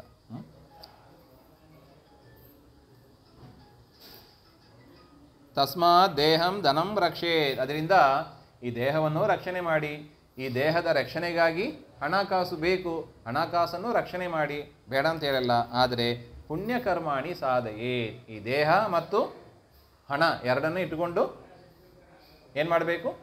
ಪುಣ್ಯಕರ್ಮಗಳನ್ನು ಮಾಡಿರಿ. ಪುಣ್ಯ ಸಂಪಾದನೆ ಯಾಕೆ? ನಮ್ಮ ಜೊತೆಗೆ ಬರೋದೇ ಅದು. ನಮ್ಮ ಜೊತೆಗೆ ಯಾವುದು ಬರುತ್ತದೋ ಅದ್ರ ಜೊತೆಗೆ ನಾವು ಫ್ರೆಂಡ್ಶಿಪ್ ಮಾಡ್ಕೋಬೇಕು. ನಮ್ಮ ಜೊತೆಗೆ ಬರಲ್ಲ ಅಂತ ಯಾರು ಹೇಳ್ತಾರೆ ಅವ್ರ ಜೊತೆಗೆ ಎಷ್ಟು ಚಂದ ಹೇಳ್ತಾರೆ ನೋಡಿ ಪುರಂದರದಾಸರು. ಈ ಶವ ಇದೆಲ್ಲ ಪ್ರಾಣಪತಿ, ಆ ಹೆಂಡತಿ ಹೇಳೋಳಂತೆ, ಪ್ರಾಣಪತಿ ನೀನು ಹಾಗೆ ಅಂತ ಬದುಕಿರುವಾಗ. ದೇಹ ಬಿಟ್ಟ ಮೇಲೆ ಮುಟ್ಟಲಂಜುವಳು ಅಂತಾರೆ. ಆ ಶರೀರವನ್ನು ಮುಟ್ಟೋದಕ್ಕೆ ಹೆದರ್ತಾಳಂತೆ. ಅದರಿಂದ ಗೋವಿಂದ ನಮೋ ಗೋವಿಂದ ನಾರಾಯಣ ಆ ಹಾಡಿನಲ್ಲಿ ಬರುತ್ತದೆ ನೋಡಿ. ಅದರಿಂದ ಎಲ್ಲರೂ ಬೇಕು, ಯಾರು ಬಿಟ್ಟು ನಾವು ಕಾಡಿನಲ್ಲಿ ಬದುಕೋಕ್ಕಾಗಲ್ಲ. ಹೆಂಡತಿ ಮಕ್ಕಳು ಮನೆ ಬಾಗಿಲು ಎಲ್ಲ ಬೇಕು. ಆದರೆ ಹೇಗಿರಬೇಕು? ಪದ್ಮಪತ್ರ ಮಿವಾಂಬಸ, ಹೇಗೆ ತಾವರದ ಎಲೆ ನೀರಿನ ಮಧ್ಯದಲ್ಲೇ ಇರುತ್ತದೆ, ಆದರೂ ಕೂಡ ನೀರನ್ನು ಅಂಟ್ಕೊಂಡಿರೋದಿಲ್ಲ ನೋಡಿ. ಅದೇ ಥರ ಅಟ್ಯಾಚ್ಡ್ ಡಿಟ್ಯಾಚ್ಮೆಂಟ್ ಅಂತ ಹೇಳ್ತಾರೆ. ಅಟ್ಯಾಚ್ಮೆಂಟ್ ಇರಬೇಕು, ಅದ್ರ ಜೊತೆಗೆ ಡಿಟ್ಯಾಚ್ಮೆಂಟ್ ಇರಬೇಕು, ಬಿಡಲಿಕ್ಕೆ ತಯಾರಿರಬೇಕು ಅಂತ ಪರಮಾತ್ಮ ಹೇಳ್ತಾ ಇದ್ದಾನೆ. ಈ ರೀತಿಯಾಗಿ ಒಟ್ಟು ಮೋಕ್ಷ ಆಗೋದು ಹೇಗೆ? ಹಾಗೆ ಅಂದರೆ ಗರುಡನಿಗೆ ಹೇಳುವ ಮಾತು, ನಿರ್ಮಾಣ ಮೋಹ ಜಿತಸಂಗ ದೋಷಾ ಅಧ್ಯಾತ್ಮ ವಿದ್ಯಾ ವಿನಿವೃತ್ತ ಕಾಮಾ ದ್ವಂದ್ವೈರ್ ವಿಮುಕ್ತಾ ಸುಖ ದುಃಖ ಸಂಜ್ಞೈ ಗಚ್ಚಂತ್ಯ ಮೋಡ ಪದಮವ್ಯಯಂ ತತ್ ಅಂತ ಅರ್ಜುನನಿಗೆ ಗೀತೆಯಲ್ಲಿ ಹೇಳಿದ ಮಾತು. ಇಲ್ಲಿ ಗರುಡ ಪುರಾಣದಲ್ಲೂ ಗರುಡನಿಗೆ ಅದೇ ಮಾತನ್ನೇ ಹೇಳ್ತಾನೆ. ಹೇಗೆ ಬದುಕಬೇಕು ನಾವು? ಹಾಗೆ ಅಂದರೆ ನಿರ್ಮಾಣ ಮೋಹಾಹ, ಇದೊಂದು ಹೇಳಿ ಮುಗಿಸ್ಬಿಡ್ತೀನಿ. ನಿರ್ಮಾಣ ಮೋಹಾಹ, ನಮ್ಮಲ್ಲಿ ಏನಿರಬಾರ್ದು? ಮಾನ ಇರಬಾರ್ದು. ರಾಘವೇಂದ್ರ ಸ್ವಾಮಿಗಳು ಬರೀತಾರೆ ಗೀತಾ ವಿವೃತ್ತಿಯಲ್ಲಿ. ಮಾನ ಅಂದರೆ ಏನು? ಅಹಂಕಾರ ಅಂತ ಅರ್ಥ. ನಾನು ನಾನು ನಾನು. ಇದು ಯಾರ ಮನೆ? ನನ್ನ ಮನೆ ಬಂತು ನೋಡಿ. ಇದು ಯಾರ ಮನೆ? ದೇವರ ಮನೆ. ಅಲ್ಲಿದೆ ನಮ್ಮನೆ, ಇಲ್ಲಿರುವುದು ಸುಮ್ಮನೆ, ಅಲ್ಲಿದೆ ನಮ್ಮನೆ. ಅದರಿಂದ ನಾನು, ಇದು ಯಾರ ಮಕ್ಕಳು? ಏನ್ರಿ ಬೀದಿಲಿರುವವ್ರ ಮಕ್ಕಳು ಅಂತ ಹೇಳೋಕ್ಕಾಗ್ತಿದೇನ್ರಿ? ನಮ್ಮ ಮಕ್ಕಳು ಅಂತಲೇ ಹೇಳಬೇಕು. ಹಾಗೆಂದರೆ ಪರಮಾತ್ಮನ ಮಕ್ಕಳು. ದಾಸರು ಹೇಳ್ತಾರೆ ನೋಡಿ ಅದನ್ನು. ಹೆಂಡರು ಮಕ್ಕಳು ನಿನ್ನ ತೊಂಡರೆಂಬರು, ರಂಗ ನಿನ್ನ ಕೊಂಡಾಡುವ ಮಂಗಳಾತ್ಮರು. ಹೆಂಡತಿ ಮಕ್ಕಳು ಇವರೆಲ್ಲ ಯಾರು? ನಮ್ಮವರಲ್ಲ, ಅವರೆಲ್ಲ ಯಾರು? ಹೆಂಡರು ಮಕ್ಕಳು ನಿನ್ನ ಇದಕ್ಕೆ ದುಡ್ಡು ಕಾಸು ಏನು ಬೇಡರಿ. ಇದಕ್ಕೆಲ್ಲ ಮನಸ್ಸಿನಲ್ಲಿ ಸಣ್ಣ ಒಂದು ವಿಚಾರ ಮಾಡಿ ಪರಿವರ್ತನೆ ಮಾಡಿಕೊಂಡ್ರೆ ಸಾಕು. ಹೆಂಡರು ಮಕ್ಕಳು ನಿನ್ನ. ಅದರಿಂದ ಹೆಂಡತಿ ಮೇಲೆ ನಮ್ಮ ಬಲಾತ್ಕಾರ ಅಥವಾ ನಮ್ಮ ಪ್ರಭುತ್ವವನ್ನು ತೋರಿಸಬೇಡಿ. ಮಕ್ಕಳಲ್ಲಿ ಪ್ರಭುತ್ವವನ್ನು ತೋರಿಸಬೇಡಿ. ಪ್ರಭುತ್ವ ತೋರಿಸ್ಬೇಕಾದ್ರೆ ಯಾರಲ್ಲಿ? ಪರಮಾತ್ಮನಲ್ಲ. ಪ್ರಭುತ್ವ ಅಂದರೆ ಏನು? ಅಧಿಕಾರ ಮಾಡೋದು ಅಂತ ಅರ್ಥ.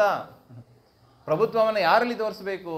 ನಮ್ಮ ಮನಸ್ಸಿನಲ್ಲಿ ತೋರಿಸ್ಬೇಕು, ನಮ್ಮ ಇಂದ್ರಿಯಗಳಲ್ಲಿ ತೋರಿಸ್ಬೇಕು, ನಮ್ಮ ಶರೀರದಲ್ಲಿ ತೋರಿಸ್ಬೇಕು. ಇದು ನಿರ್ಮಾಣ ಮೋಹ. ಮೋಹ ಅಂದರೆ ಏನು? ವಿಪರೀತ ಗ್ರಹ. ನಮ್ಮದು ಯಾವುದಲ್ಲವೋ ಅದನ್ನು ನಮ್ಮದು ಅಂತ ತಿಳಿಯೋದು. ಇರೋದು ಒಂದು ಹಗ್ಗ, ಅದನ್ನು ನೋಡಿ ಹಾವು ಅಂತ ತಿಳಿಯೋದು. ಅದನ್ನು ಏನು ಕರೀತಾರೆ? ಮೋಹ. ಹಾಗೆ ಇದೆಲ್ಲ ಯಾರದು? ದೇವರದು. ನಾವು ಯಾರ್ದು ಅಂತ ತಿಳ್ಕೊಂಡಿದ್ದೀವಿ? ನಮ್ಮದು ಅಂತ ತಿಳ್ಕೊಂಡಿದ್ದೀವಿ. ಇರೋದು ಪ್ರತಿಮೆ, ಜಡ. ಅದು ಪ್ರತಿಮೆಯನ್ನೇ ದೇವರು ಅಂತ ತಿಳ್ಕೊಂಡಿದ್ದೀವಿ. ಅದೆಲ್ಲ ತಪ್ಪು. ಇರೋದು ಜೀವ.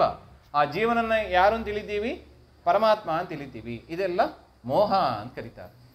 ಪರಮಾತ್ಮ ಅವನು ಜಡವೂ ಅಲ್ಲ, ಪರಮಾತ್ಮ ಅವನು ಜೀವನೂ ಅಲ್ಲ. ಜೀವ ಜಡಕ್ಕಿಂತ ವಿಲಕ್ಷಣನಾದವ ಅಂತ ತಿಳಿಬೇಕು. ನಿರ್ಮಾಣ ಮೋಹ ಜಿತ ಸಂಘದೋಷ, ವಿಷಯಗಳ ಜೊತೆಗೆ ಸಂಘವನ್ನು ಮಾಡಬಾರ್ದು. ಊಟ ತಿಂಡಿ ಇದೆಲ್ಲ ಇದ್ದೇ ಇರ್ತದೆ.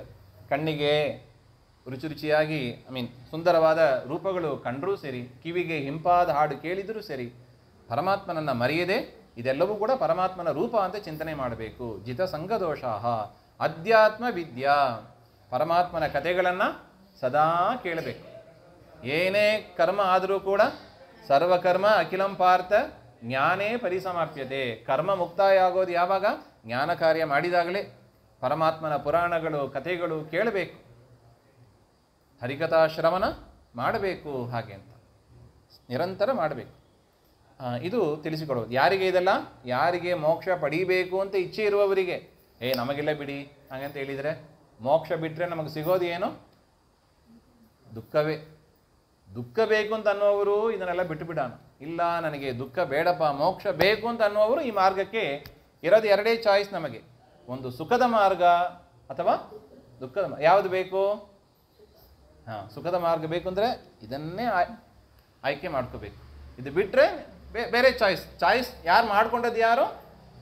ನಾವೇ. ಅದರಿಂದ ನಾವು ನಮಗೆ ಪ್ರಿಯರಾಗಬೇಕು. ನಾವೀಗ ನಮಗೇನಾಗಿದ್ದೀವಿ? ನಾವು ನಮಗೆ ಶತ್ರುಗಳಾಗಿದ್ದೀವಿ. ನಮ್ಮ ಶತ್ರುಗಳು ಯಾರೀಗ? ನಾವೇ. ಹಂಗಿರ್ಬಹುದಾ?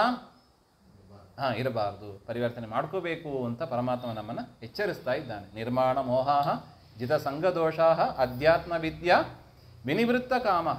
ಯಾವ ಕಾಮ ಇರಬಾರ್ದು ಮನಸ್ಸಿನಲ್ಲಿ, ಅದು ಬೇಕು ಇದು ಬೇಕು ಯಾವುದು ಇರಬಾರ್ದು. ದೇವರನ್ನು ಬಿಟ್ಟು ಜ್ಞಾನಭಕ್ತಿಂ ಹರೇಸ್ತೃಪ್ತಿಂ ವಿನಾ ವಿಷ್ಣುವರಪಿ ಕ್ವಚಿತ್ ನಾಕಾಂಕ್ಷಂ. ದೇವರ ಜ್ಞಾನ, ದೇವರ ಭಕ್ತಿ. ಹನುಮಂತ ದೇವರು ಇದನ್ನೇ ಕೇಳಿದ್ರಂತೆ. ಪ್ರವರ್ಧತಾಂ ಭಕ್ತಿರಳಂ ಕ್ಷಣೇ ಕ್ಷಣೇ, ಕ್ಷಣ ಕ್ಷಣಕ್ಕೂ ಭಕ್ತಿ ಜಾಸ್ತಿ ಆಗಲಿ ಹಾಗೆ ಅಂತ. ಇದು ಮೋಕ್ಷವನ್ನು ಪಡಿಬೇಕು ಅಂದರೆ ಇರಬೇಕಾದ ಮನಸ್ಸಿನಲ್ಲಿ ಆಗಬೇಕಾದ ಪರಿವರ್ತನೆ. ದುಡ್ಡು ಕಾಸು ಬೇಡ ಇದಕ್ಕೆ.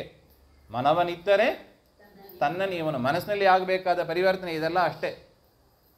ಜಿತಸಂಗ ದೋಷ ಅಧ್ಯಾತ್ಮ ವಿದ್ಯಾ ವಿನಿವೃತ್ತ ದ್ವಂದ್ವೈರ್ ವಿಮುಕ್ತಾಹ ಸುಖ ದುಃಖ ಸಂಜ್ಞೈ. ಸುಖ ದುಃಖ, ಜಯ ಅಪಜಯ, ಸೋಲೋದು ಗೆಲ್ಲೋದು, ಮಾನ ಅಪಮಾನ. ಯಾರಾವುದೊಬ್ಬರು ಗೌರವ ಕೊಡಿಸ್ತಾರೆ ಅದನ್ನು ದೇವರಿಗೆ ಅಂತ ತಿಳಿಬೇಕು, ನಮಗೆ ಅಂತ ಅಲ್ಲ. ಯಾರೋ ಒಬ್ಬರು ಅವಮಾನ ಮಾಡ್ತಾರೆ ಅಲ್ಲೇ ಅಡಗಿ ಬಿಡೋದು. ಯಾರಿಗೆ ಅವಮಾನ ಮಾಡಿದ್ದು? ಆದರೆ ನಾವೇನು ತಿಳ್ಕೊತೀವಿ? ನಮಗೆ ಅಂತ ತಿಳ್ಕೊಂಡ್ಬಿಡ್ತೀವಿ. ಈಗ ನೋಡಿ, ಮನೆಯಲ್ಲಿ ಅನೇಕ ವಿಚ್ಛೇದಗಳು ಆಗ್ತಾ ಇದೆ. ಕೇಳಲಿಕ್ಕೆ ಅಸಹ್ಯ. ಯಾಕೆ? ನನ್ನನ್ನು ಬೈದು ಬಿಟ್ರು ಅಂದರೆ ಈಗೋ ಅಂತಾರೆ ನೋಡಿ. ಪರಮಾತ್ಮ ಹೇಳ್ತಾನೆ ಅದನ್ನು ಮೊದಲು ಬಿಡು ಹಾಗೆ ಅಂತ. ಎಲ್ಲವನ್ನು ಕೂಡ ಸಮವಾಗಿ ತಿಳ್ಕೋ. ಶಾಸ್ತ್ರದಲ್ಲಿ ಏನು ನಮಗೆ ಮಾಡು ಅಂತ ಹೇಳಿದ್ದಾರೆ ಅದು ಏನಂತ ಅನಿಸ್ಬಹುದು? ದುಃಖ ಅಂತ ಅನಿಸ್ಬಹುದು. ಆದರೆ ಅದೇ ಸುಖ ಅಂತ ತಿಳಿಬೇಕು. ಲೌಕಿಕವಾಗಿ ನಮಗೆ ಯಾವುದು ಸುಖ ಅಂತ ಅನಿಸ್ತದೆ ಅದನ್ನು ದುಃಖ ಅಂತ ತಿಳ್ಕೋ. ಇದನ್ನು ಸಮದುಃಖ ಸುಖಧೀರಂ ಅಂತ ಹೇಳ್ತಾರೆ. ಈ ರೀತಿಯಾಗಿ ಸುಖ ದುಃಖವನ್ನು ಸಮವಾಗಿ ತೆಗೆದುಕೊಳ್ಳೋದು ಅಂದರೆ ಶಾಸ್ತ್ರದಲ್ಲಿ ಹೇಳಿದ್ದು ದುಃಖ ಅಂತ ಅನಿಸ್ಬಹುದು, ಅದನ್ನು ಸುಖ ಅಂತ ತಿಳಿ. ಲೌಕಿಕ ರೀತಿಯಾಗಿ ನಮಗೆ ಸುಖ ಅಂತ ಅನಿಸ್ಬಹುದು. ಯಾರಾದರೂ ಒಬ್ಬರು ಹೇರಳವಾದ ದಕ್ಷಿಣೆ ಕೊಟ್ಟರು ಅಂತ ಇಟ್ಟುಕೊಳ್ಳಿ, ಏನು ಮಾಡಬೇಕು? ಕಣ್ಣಲ್ಲಿ ನೀರು ಬರಬೇಕು.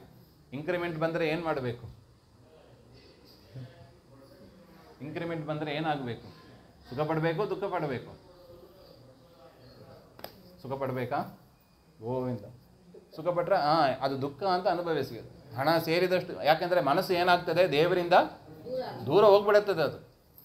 ಅದರಿಂದ ದೇಹ ಶರೀರಕ್ಕೆ ಕುಟುಂಬದ ರಕ್ಷಣೆಗೆ ಎಷ್ಟು ಬೇಕೋ ಅಷ್ಟೇ ದುಡ್ಡು, ಅದಕ್ಕಿಂತ ಹೆಚ್ಚು ಎಲ್ಲವನ್ನು ಕೊಟ್ಟು ಬಿಡಿ ಹಾಗೆ ಅಂತ ಹೇಳ್ತಾರೆ.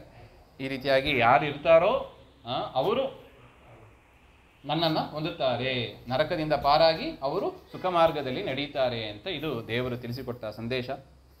ಇದರಲ್ಲಿ ಈ ವಿಚಾರದಲ್ಲಿ ಏನಾರು ಗುಣಗಳು ಇದ್ದರೆ ಅದು ನಮಗೆ ಪಾಠ ಹೇಳಿದ ಗುರುಗಳು, ದೋಷ ಇದ್ದರೆ ನನ್ನದು. ಶುಭಾಂಧ್ಯಾಯಂತಿ ಏಕಾಮಾನ್ ಗುರುದೇವ ಪ್ರಸಾದಜಾನ್ ಇತರಾನ್ ಆತ್ಮಪಾಪೋತ್ಥಾನ್ ತೇಷಾಂ ವಿದ್ಯಾ ಫಲಿಷ್ಯತಿ. ಈ ಪ್ರವಚನವನ್ನು ಆಯೋಜನೆ ಮಾಡಿದ ಎಲ್ಲರಿಗೂ ಕೂಡ ಶ್ರೇಯಸ್ಸಾಗಲಿ ಅಂತ ಪ್ರಾರ್ಥನೆ ಮಾಡ್ತಾ, ಎಸ್ ಸರ್ವಗುಣ ಸಂಪೂರ್ಣ ಸರ್ವದೋಷ ವಿವರ್ಜಿತ ಪ್ರಿಯದಾಂ ಪ್ರೀತೇವಾಲಂ ವಿಷ್ಣುರ್ಮೆ ಪರಮಸುರತ್ ಶ್ರೀಮಧ್ವಾಂತರ್ಗತ ಶ್ರೀಕೃಷ್ಣಾರ್ಪಣಮಸ್ತು. ಶ್ರೀ ಹರೇ ನಮಃ.